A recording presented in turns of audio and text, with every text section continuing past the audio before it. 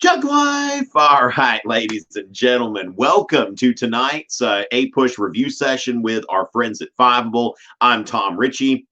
I will be leading the session this evening, and the focus area tonight is on the conservative resurgence. All right, so we've been through the civil rights movement and all of the things that are happening since World War II. A lot of things changing, with, of course, civil rights, women's rights, the Great Society, and an expansion of the role of government in the 1960s. And so as far as that goes on, oh, thank you. I did have to take a week off for spring break, but I'm glad to be back. And so we're going to be focusing on what is it that is spurring the rise of conservatism. And really, I'm going to be looking back. Is it supposed to be a black screen? I'm not so sure about that. You should be able to see me. Can y'all see me okay? Let me know, because it sounds like somebody crispy seeing a black screen. All right, which for some reason, I tell you what, I brought a cough back with me from spring break. All right, so can y'all see me? Y'all let me know. Can you see me? All right, so y'all can see me. Okay, so can't hear anything. All right, can you hear me? Tell me if you can hear me now. All right, some people are saying refresh the page. Okay, I've got it, just refreshed it. Okay, so everybody can see me, everybody can hear me. Is that right? Can everybody hear me? All right, so we're good. Woo, woo, woo, woo. All right, there's lag. All right, let's see what we can do about that. All right, let's forgot to hardwire that connection. All right, so let's see. Okay, so we've got the connection hardwired now. That should do something to help out. So as far as that goes, let me see. Can everybody see? Can everybody hear? All right, ladies and gentlemen. Okay, so as far as that goes, I'm good. All right, it just lagged. Is it still lagging? Let me know. Okay, and let me make sure that I've got this. Yeah, anyone with link can view. Okay. All right, so I'm going to be working off kind of a note sheet that I've had. It's lagging. Is it still lagging? Okay, yeah. All right, well, I'm just going to kind of keep this thing going, okay? Can't see, or okay, all good? All right, well, thank you, Mr. Garcia. It is still lagging. Lag means to stop or go slow or glitch. Okay, are we having a glitch? It's okay. All right. So as far as that kind of stuff there, let's see. Let me go ahead and do a poll. Okay. All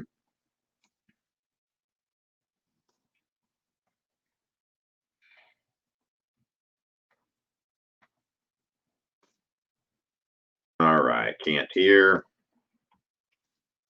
And then lag. All right, so let's go ahead and just kind of see, this is going to be more objective. All right, so as far as that goes, if y'all can just answer the poll, let's go ahead and answer the poll. Is everything working okay? All right, so it looks like for most people, okay, so everything's going okay. A few people are experiencing some lag, but most people are getting this fine. Okay.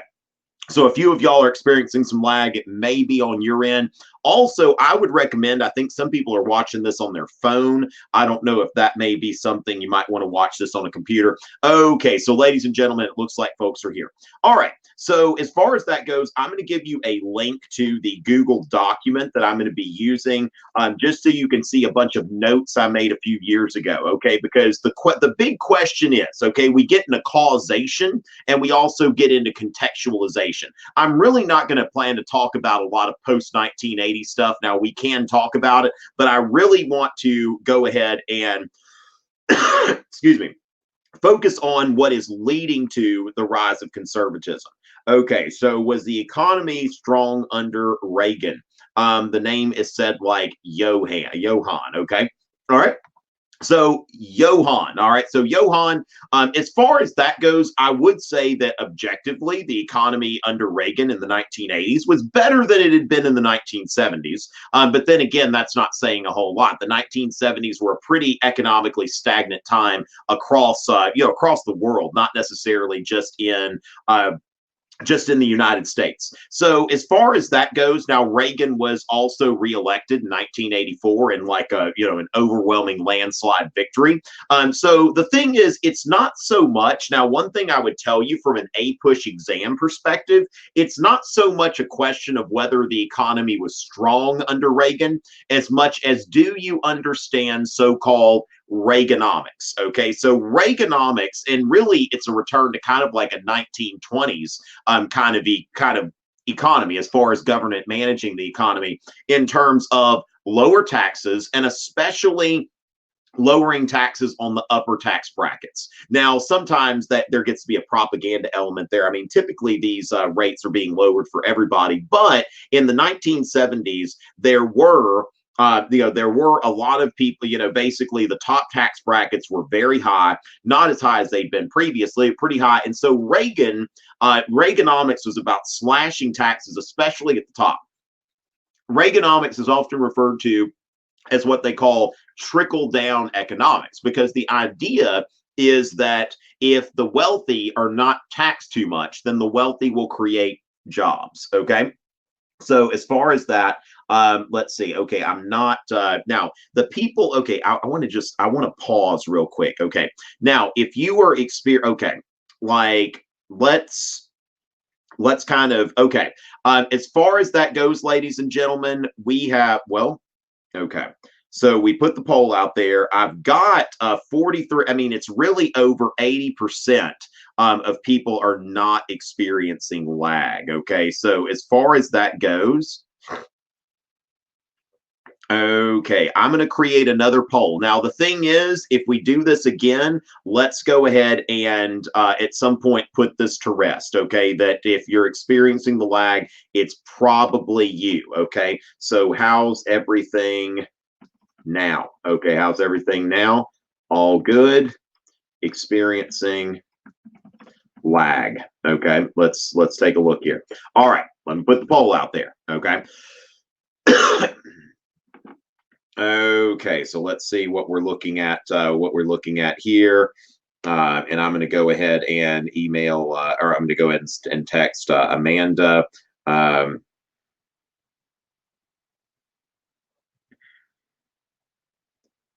Okay, so about 9. Okay, so nearly a fourth of them.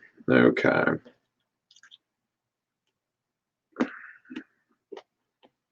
All right. So as far as that goes, all right, what we're seeing here is about a fourth to a fifth of you, okay, are about 20 to 25% of you are experiencing some lag, okay? So as far as that goes, let's try to reduce that distraction, because y'all know, like when y'all are saying this stuff in the chat, I'm kind of okay. So as far as that goes, what I'm getting here is about only about 20% of you are experiencing some kind of lag.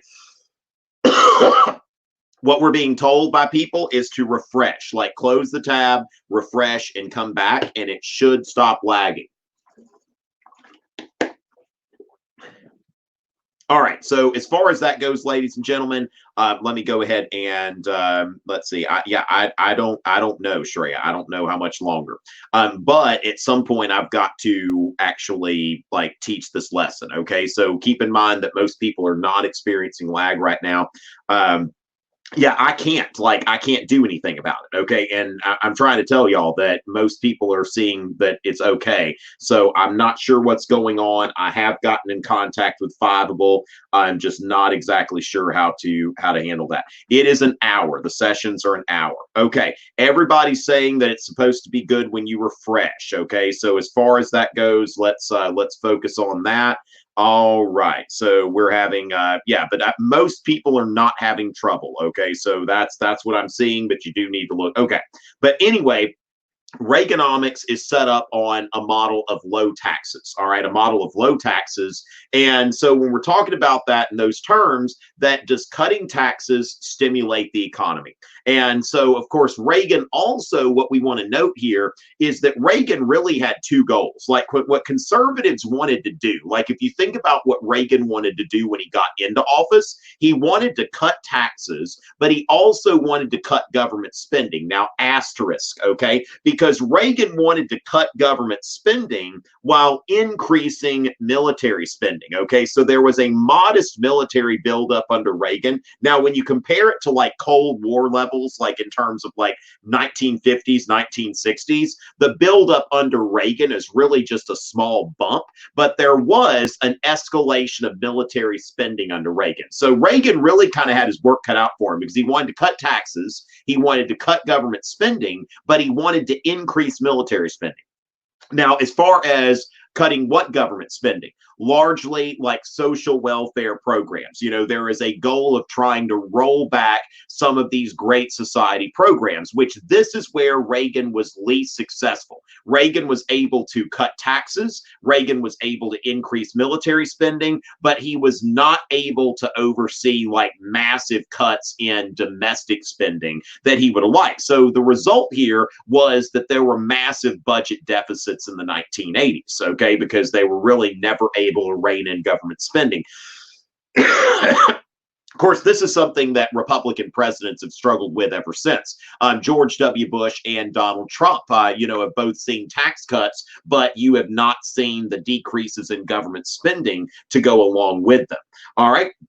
Can I address all? Okay, so what are the dates? Sarah, this is Googleable, okay? Like, do you understand that, like, if we're asking what are the dates, like, you can Google that. Like, you can actually go to, like, Bill Clinton was president from 1993 to 2001. That's a Googleable question, okay? So just keep in mind, like, if it's just something you can Google, then, just go Google it. That's my best advice there. Okay, yeah, I like this. Now, Kate, if you could elaborate a little bit. If you do so in the chat, that's fine, or a comment. I'm sorry about the cough, ladies and gentlemen. I don't know what's going on there, but all right. So I like this. How was the election of 1980 similar to the revolution of 1800? Now, this sounds like I'm doing somebody's homework for them. I'd like to know where you got this prompt. That would be pretty awesome to see. But as far as that goes, I do like comparing these two revolutions because as far as that, yes, we do have the jug, Shreya, that Thomas Jefferson and Ronald Reagan both went into office pledging to reduce the size and scope of government. Okay, that was really like when Ronald Reagan said that government in this present crisis, government is not, I'm not reading from the document right now. In this present crisis, government is not the solution to our problems.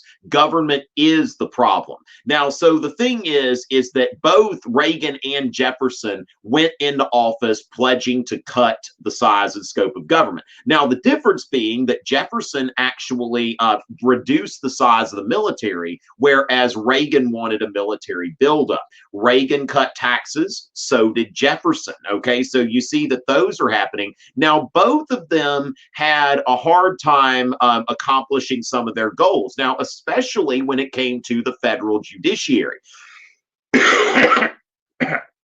Excuse me. All right.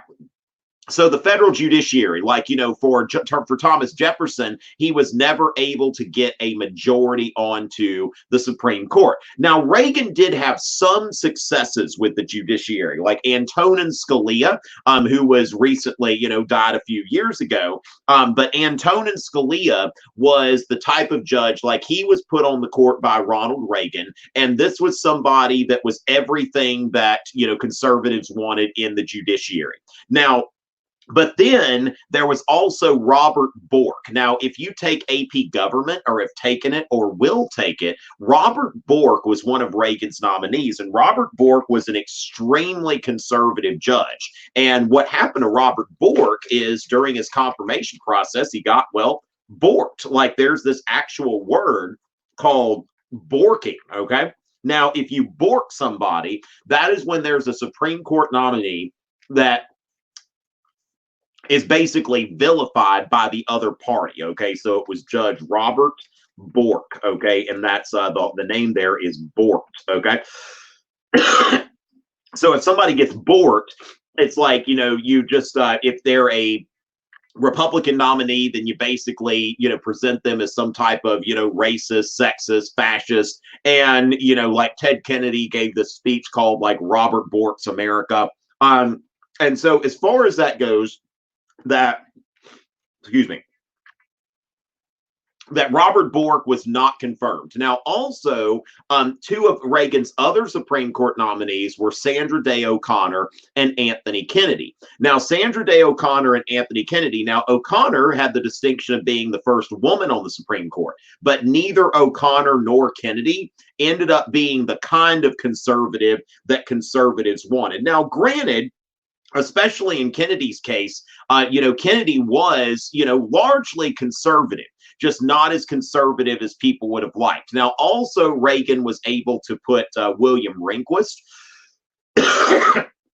as Chief Justice. And William Rehnquist is probably the most conservative Chief Justice that we saw on the court in the 20th century, especially like the late 20th century. So, as far as that, they both cut taxes. They both pledged to reduce the size and scope of the federal government. Reagan wanted military buildup, while Jefferson cut the size of the military. And they both had trouble with the judiciary. Neither one of them achieved their goals completely in reforming the federal judiciary and making this, making the judiciary in their, in their party's image. All right. So as far as that goes, let's see. Okay. So we got it. All right. Good deal.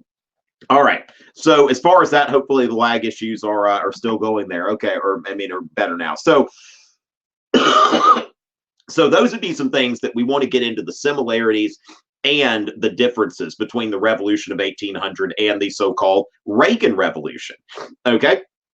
And how did Barry Goldwater? Now, another thing that I would say, one more thing that I would say here is that I would also note that Reagan had the influence of the so-called religious right. He had the support of religious conservatives, whereas Jefferson was, was not a big like partisan of the more religious section of the country. All right. So as far as that goes, how did Barry Goldwater lay down the foundation for modern conservatism? Okay, yeah, that really, if you're looking at this, if we want to use like Christian terminology, that Reagan, if Reagan is Jesus to the conservative Republicans, and you hear that like when Republicans talk about Reagan, it's almost like a Christian talking about Jesus. Now, Barry Goldwater, if Ronald Reagan was Jesus, the savior of the conservative movement, Barry Goldwater was John the Baptist. Now, of course, I would say we all know what happened to John the Baptist, but not everybody does. John the Baptist was beheaded, okay, that things didn't end up so well for John the Baptist. Now, Barry Goldwater in the election of 1964, it was pretty much like that. Barry Goldwater in 1964 secured the Republican nomination. Now, Ronald Reagan was somebody who supported Goldwater, actively supported him, which there's a speech. I don't know if you've run into this speech before, but Reagan gave a speech in 1964 called A Time for Choosing. And it really is a brilliant speech. I mean, if you're somebody, especially if you're somebody who leans more like right or conservative, Ronald Reagan was talking about, basically, he said, you can't control the economy without controlling people. Okay. So the conservatives wanted less government control over the economy, less social welfare programs and government spending. Now, as far as that goes, Lyndon Johnson got elected in 1964 and brought about the Great Society programs and that sort of thing. Now, the thing is with Goldwater, I mean, he got trounced, okay? But Goldwater was the person who, was the first person to really articulate this conservative vision, okay? So, yeah, basically that's how he's laying the foundation. Now, another thing about Goldwater is he was a supporter of states' rights. Now, as far as that goes at the time, remember the biggest states' rights issue was integration.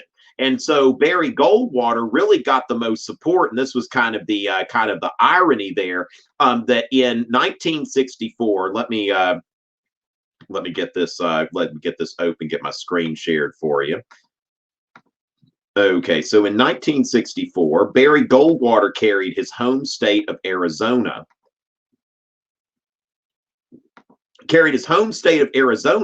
And then you can see here that he also carried 5 states in the deep South: South Carolina, Mississippi, Alabama, Georgia, and Louisiana.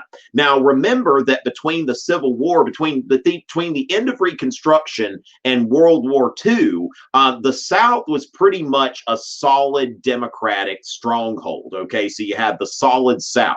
And so now you see that these states are voting Republican. Now, these are also, when you look at 64, these are also a lot of the same states that in, if we go to 1948, okay, if we go to the 1948 presidential election, and this is, of course, the one where the Dixiecrats challenged Harry Truman, we see that 4 of those states voted for Strom Thurmond in 1948. Okay, so a lot of those same states. And then if we go to 1968, now that's the one. Sorry about that.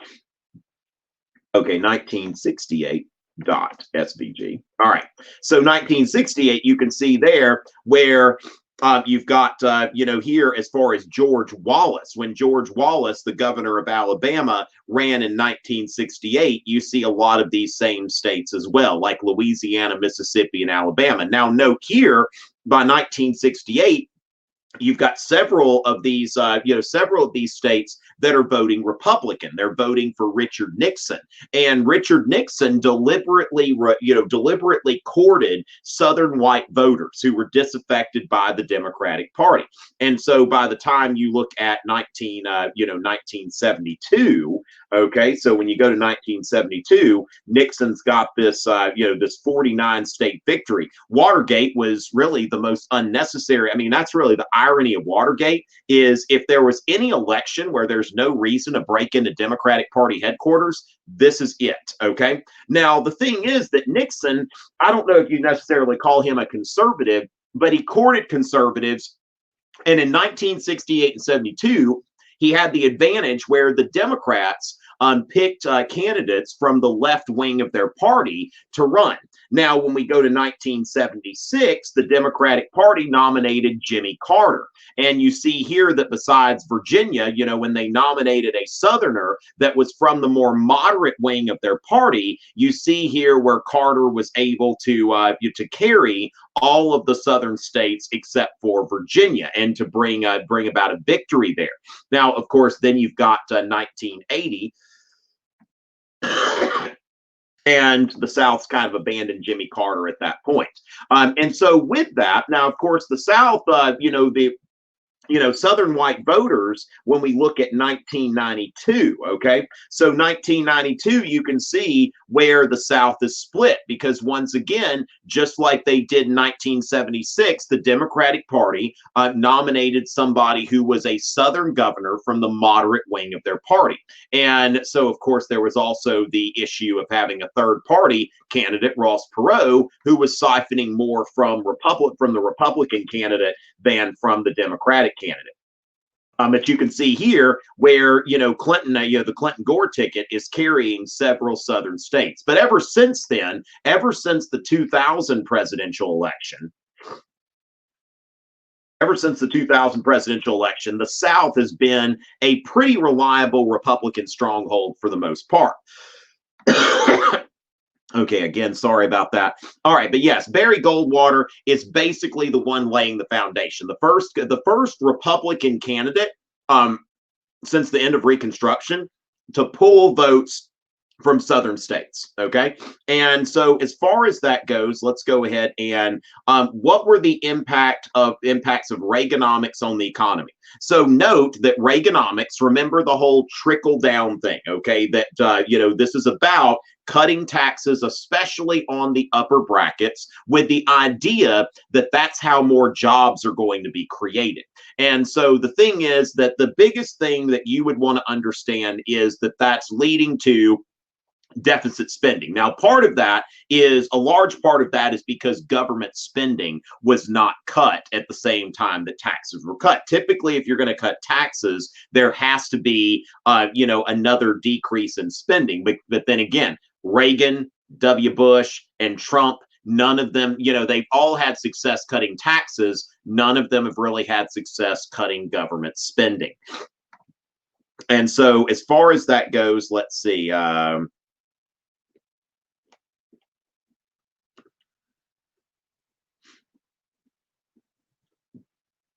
All right. So as far as that stuff there, let's see. Ellie, it seems kind of your question seems a little bit polemical. Not so sure about that. Now let's go ahead.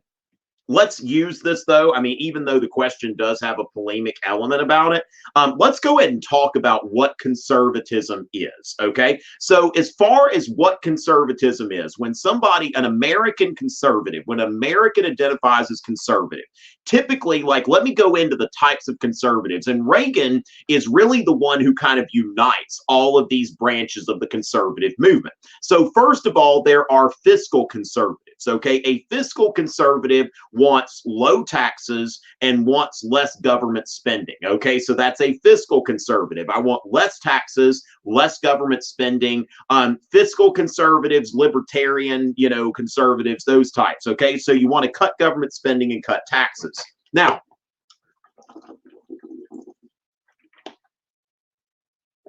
I don't know. Gosh, this cough is killing me. I'm sorry about that. At least I'm not coughing on you since this isn't a live thing, right?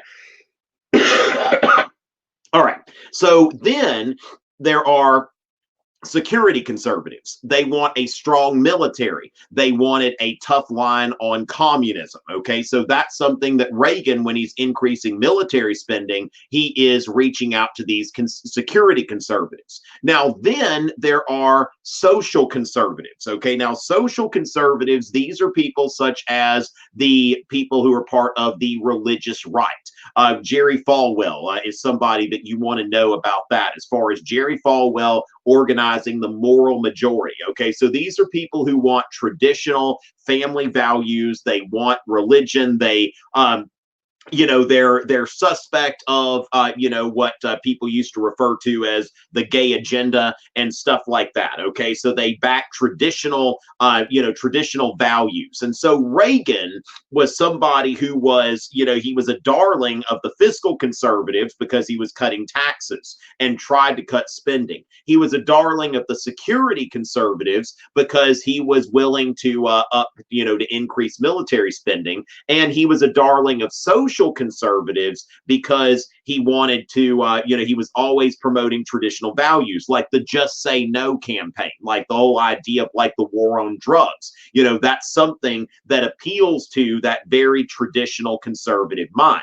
And so as far as that goes, now, Angela, I think, made a great point here about Reagan being known as the great communicator. He always knew, like, he took these different factions of the conservative movement and he was able to communicate to all of them and bring them together. So, for example, one of Reagan's most famous speeches was his Evil Empire speech. Now, in 1983, he gave this speech to the American Association of Evangelicals. So he's speaking to evangelical Christians. Now, this group is much more concerned about traditional values than they are about taking a tough line against communism. But what Reagan did is he told a story of a man that he'd once had a conversation with, and how that man said that I have two little girls at home and I would rather them die right now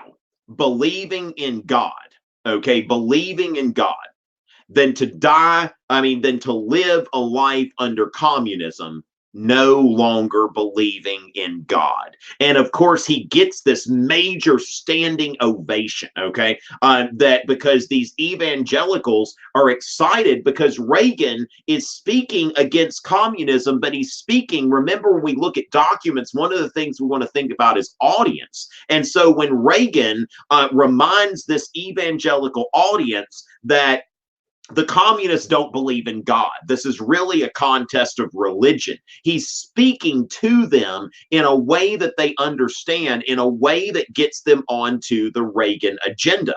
And he gets this this thing here.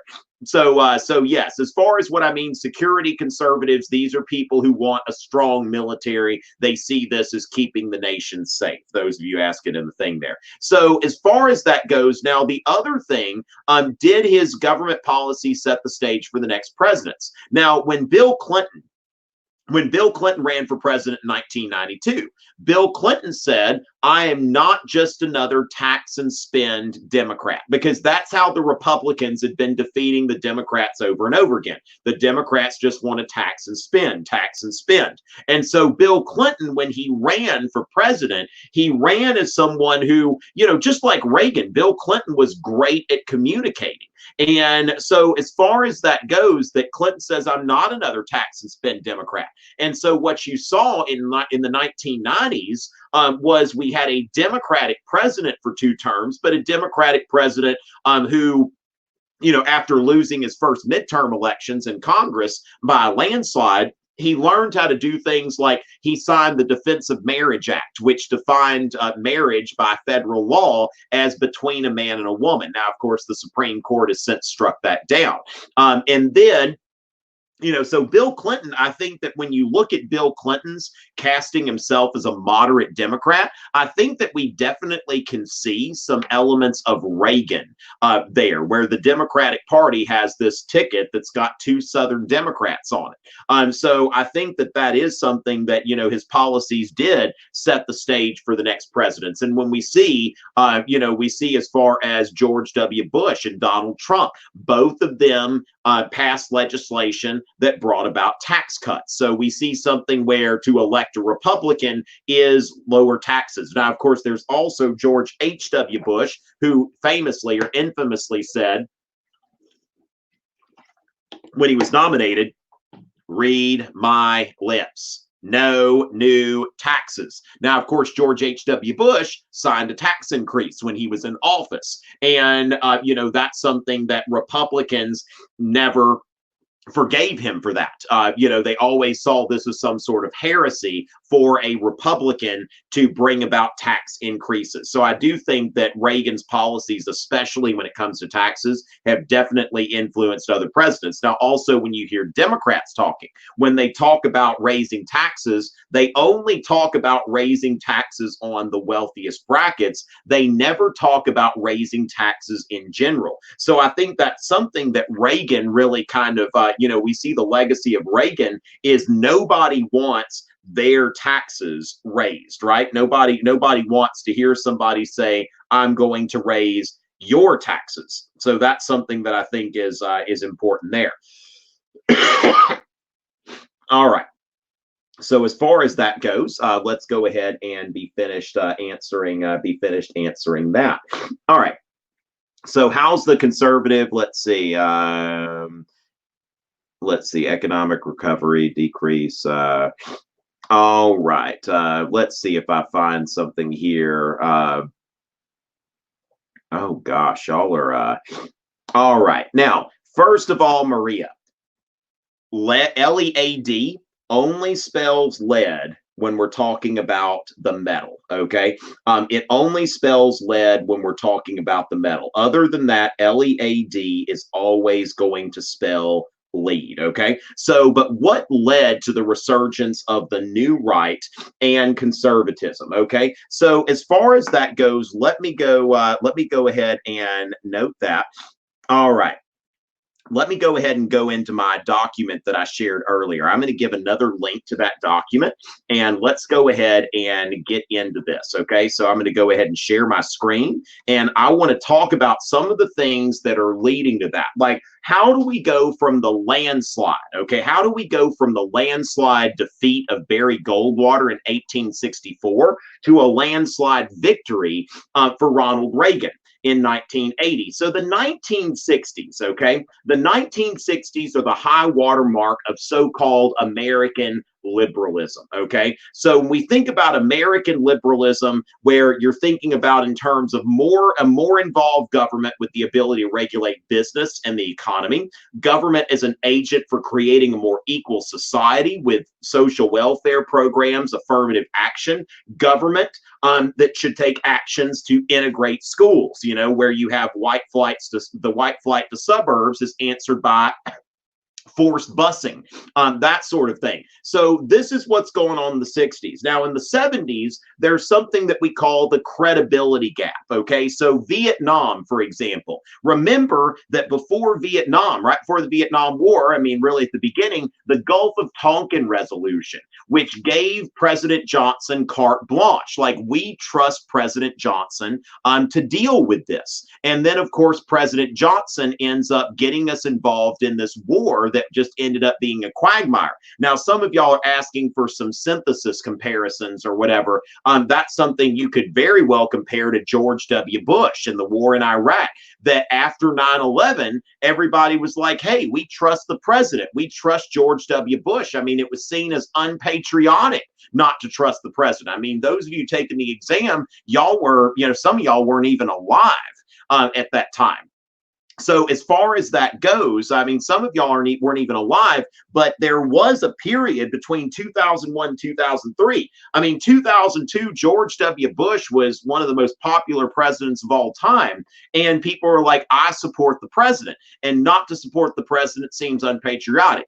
Then he got us involved in the war in Iraq, which turned into a major quagmire. And there was a bit of a credibility gap there. So Vietnam, then Watergate. Now we include the Ford pardon, which, of course, looking back, the Ford pardon was not necessarily something, I mean, I don't think there was really a corrupt bargain there. I think I think there's a credible argument to say that Gerald Ford was doing the right thing, that the country did not need to go through seeing an ex-president prosecuted. It's like, look, he's not president anymore. Let this thing be over. But of course, a lot of people, when Gerald Ford pardoned Nixon, they saw a corrupt bargain. And then to add to everything else, a bad economy. Okay, so what we see here is that Americans, while in the 1960s, it was like, you know what, maybe we kind of like government, okay, and we can let government do a little more. But when we see some of these things happen, that the economy is going bad, that there's a credibility gap, you know, people are thinking, you know what, maybe I don't trust government so much anymore. Now, Barry Goldwater was somebody who was ahead of his time, because he's coming around at a time when Americans seem to be, the majority of Americans seem to be ready for government to do a little bit more than it had been doing. Now, then you get into the OPEC Oil Embargo, okay, the Organization of Petroleum Exporting Countries. And so we see that OPEC, you know, because the United States was supporting Israel, they're like, we're just going to we're going to put an embargo. Oh, this cursed don't grab me. Remember that with Jefferson?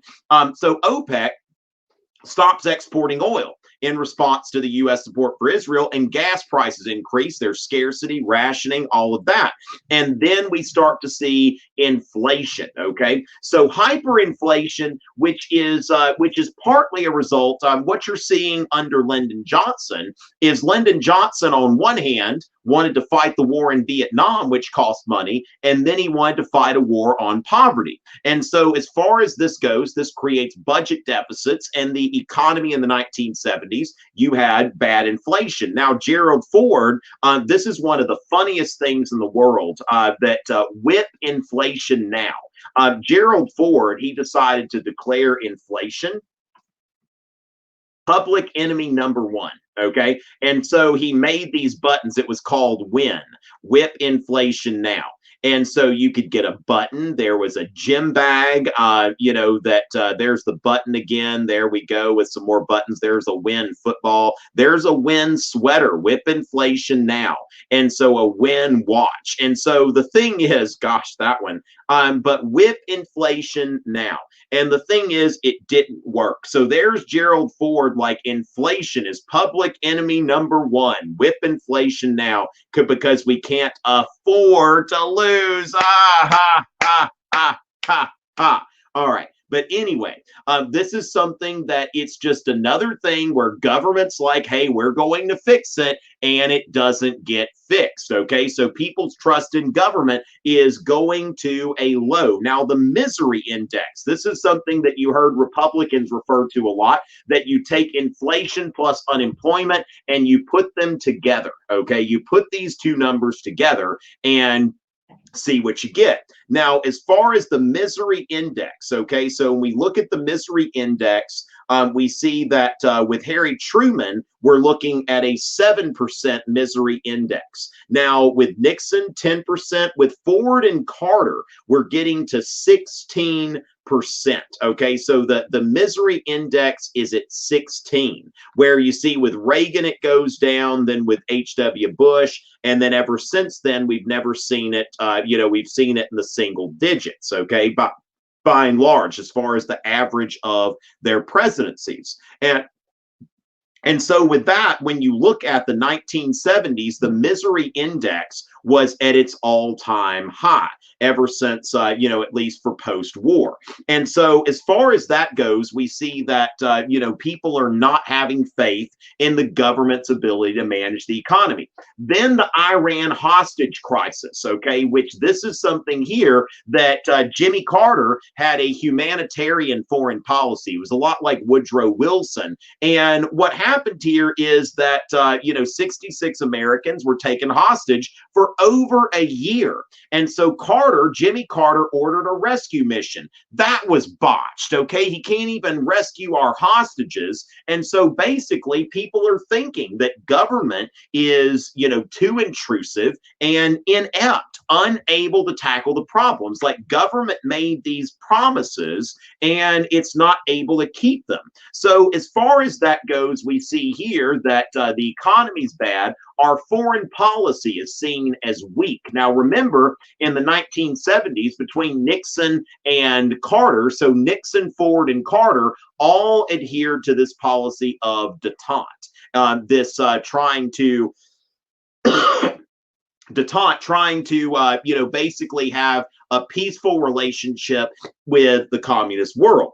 And so the thing is, we start to see conservatives mobilize. Now, Nixon, like I said, we wouldn't necessarily call Nixon a conservative, but Nixon definitely courted conservatives when he talked about the silent majority, okay, which you hear President Trump use this term sometimes, the silent majority. Now, this is to say that this is a time when you had all the hippies and all these people protesting, and Nixon says that I am speaking to you tonight, to you, the great silent majority of my fellow Americans. And so you see here that you start to see the rise of conservative interest groups. Now, two of these that you want to note here is that we've got the Eagle Forum with Phyllis Schlafly. Now, the Eagle Forum was very, very important in the sense of defeating the Equal Rights Amendment, the ERA, where Phyllis Schlafly and the Eagle Forum and these conservative women, they're like, look, I mean, I don't want the Equal Rights Amendment. I don't want to be drafted. I mean, if you think about it, usually when I'm teaching, I'll ask the young women in my class, how many of you would like to be eligible for the draft? Now, if you ask women, how many of you would like equal rights? Everybody's hand shoots up. You ask the specific question, how many of you want to be eligible for the draft?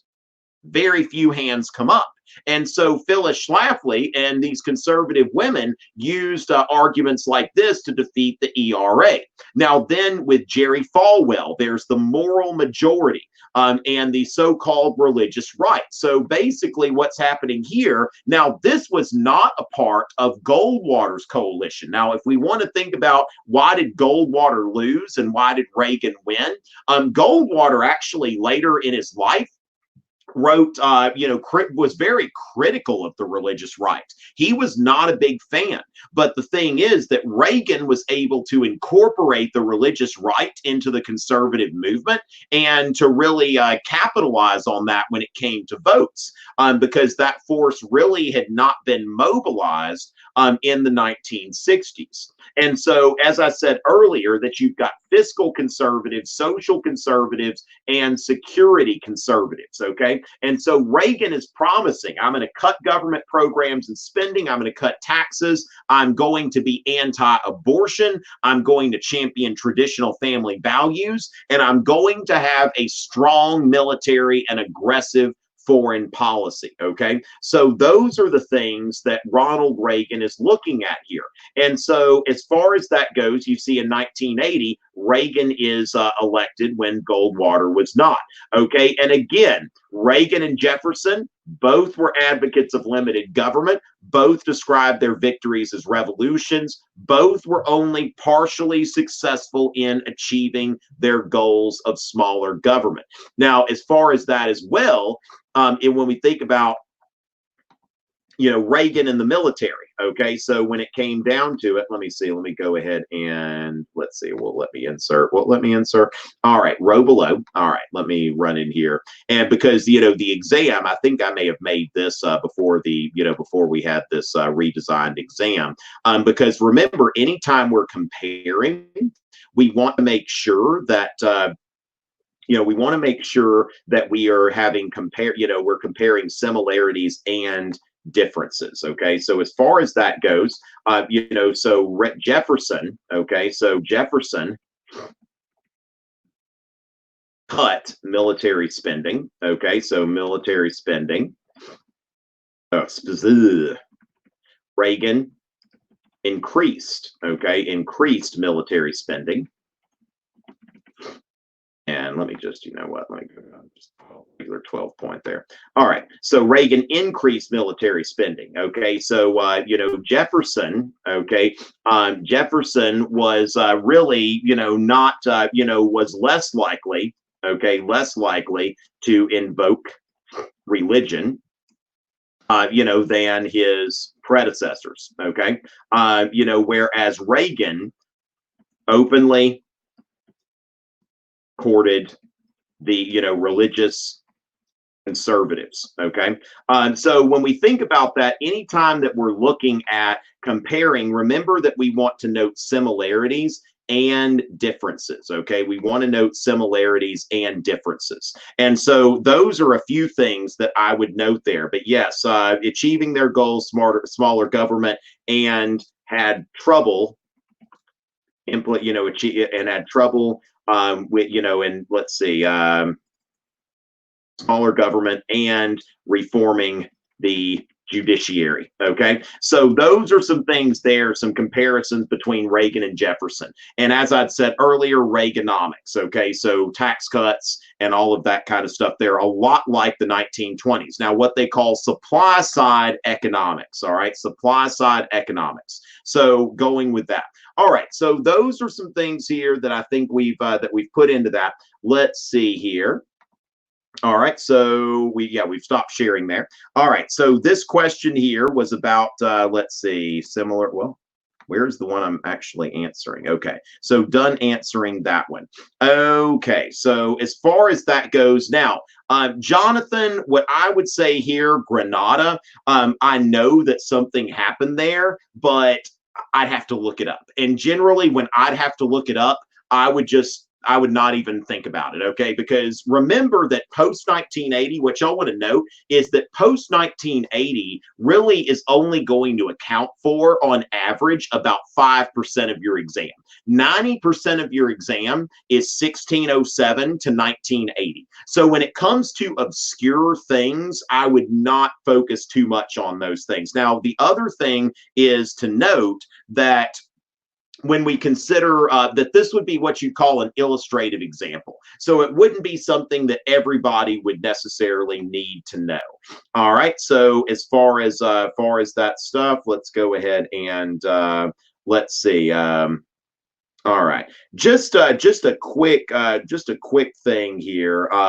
Let me just go ahead and note, Gerald, Wikipedia. Now, I wouldn't cite Wikipedia in a paper, but as far as what you're seeing that now, it used to be that you could go in and edit Wikipedia articles and make hostile edits. But for example, Wikipedia articles that are about history, they're generally vetted by professional scholars. And so generally what you see there is going to be reliable. Like if you're doing just basic research, now it's not something, again, that you need to go deeper than that. But yeah, I use Wikipedia all the time. When I'm looking up stuff. So if I just want to know something, like when I was showing y'all stuff about like the 1964 presidential election, it's pretty accurate. And actually, I think it's been shown to be more accurate than actual print encyclopedias, which have their own mistakes. Okay, yeah, some people do that, but I think there's still like a little bit of like Wikipedia hate out there that I always want to make sure to let people know. Yeah, if you're just looking around for something, it's no problem. All right. So as far as that goes, now remember there are other ways to get the complexity point than comparing it to another period. But I would say that if you think about like the progressive era going into the 1920s, okay, so we had between 1901 and 1920, basically 1900 1920. Simplify that. You had a lot of progressive reforms. And so in the 1920s, you had presidents who were more conservative, and not only presidents who were more conservative, but also the opposition party. Both the Democrats and the Republicans in the 1920s put conservatives up for office. So I would say that, after the presidency of Woodrow Wilson, there was a general mood in the United States that, we're about to ready for, what Warren G. Harding called a return to normalcy.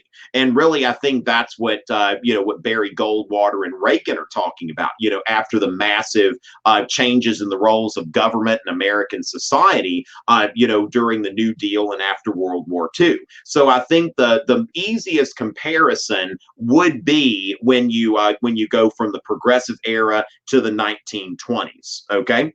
And so as far as that goes, that's what I'd say there, Nicole. Okay, the major people during this time. Okay, so as far as that goes, the major people during this time, it's really,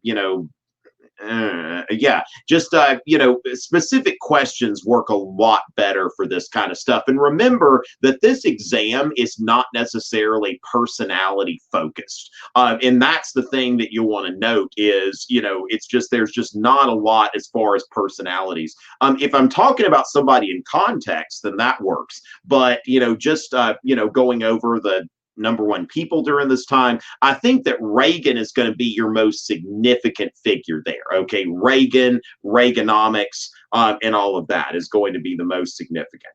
All right. Let's see. How much did it harm? Let's see.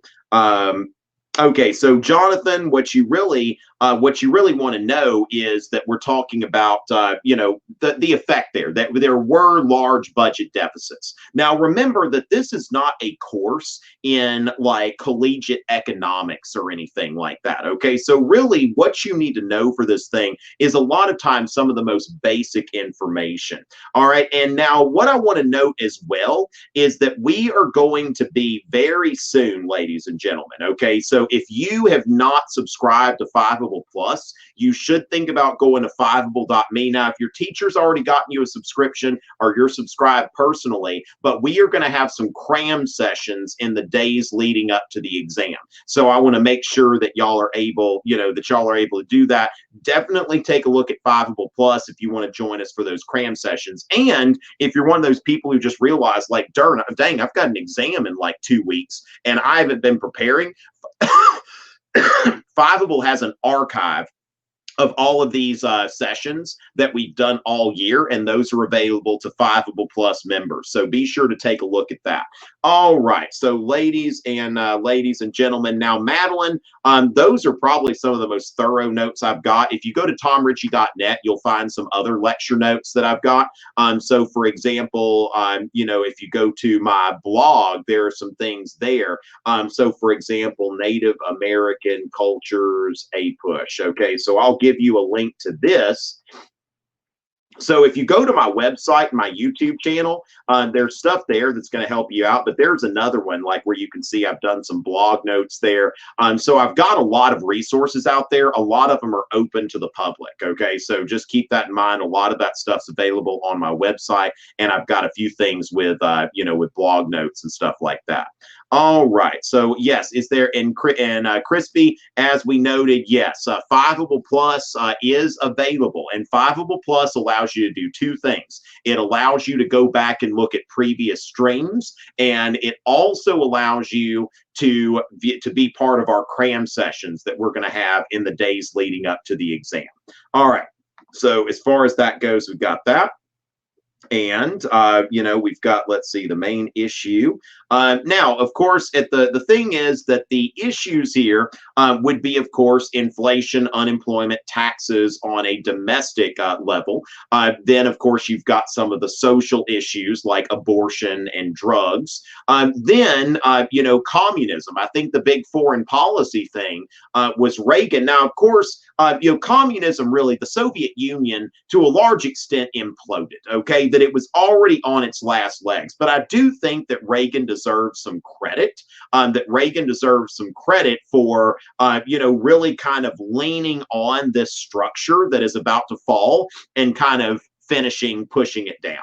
Okay, so yes, so fiveable.me/plus. Now it's 35 right now, but it's probably going to be more than that when the exams come around. So a week from now, that price may not still be there. And the thing is, for what you're getting for it, I think it's an incredible deal. And it's probably, yeah, I think it is, because you not only get the streams, but you've got several hours that are going to be dedicated to the Cram sessions. Okay, but yeah, I do think that it's worth it. I mean, it's basically the cost of like, a good prep book, really.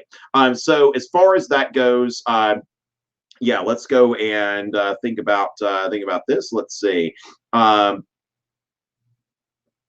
Don't have that kind of cash. Okay, well, the thing is, well, I mean, we've got maybe one more free broadcast, so keep that in mind. But ladies and gentlemen, remember, you're paying like $90 to take the exam, so it's really not that much. But anyway, let's go ahead and that's the thing. Fiveable Plus was like $20 a month ago, so it's something. The price keeps escalating the closer you get to the exam, and as I said, the price is going to be higher when we're getting closer to the exam, like exam week. So think about that. Yeah, set yourself up a lemonade stand and pass your exam. All right, so ladies and gentlemen, we should be back next week, I think, for one more live broadcast. Okay, so let's definitely keep that in mind, and we will I'll be back. And so yeah, it is always a pleasure, and see you.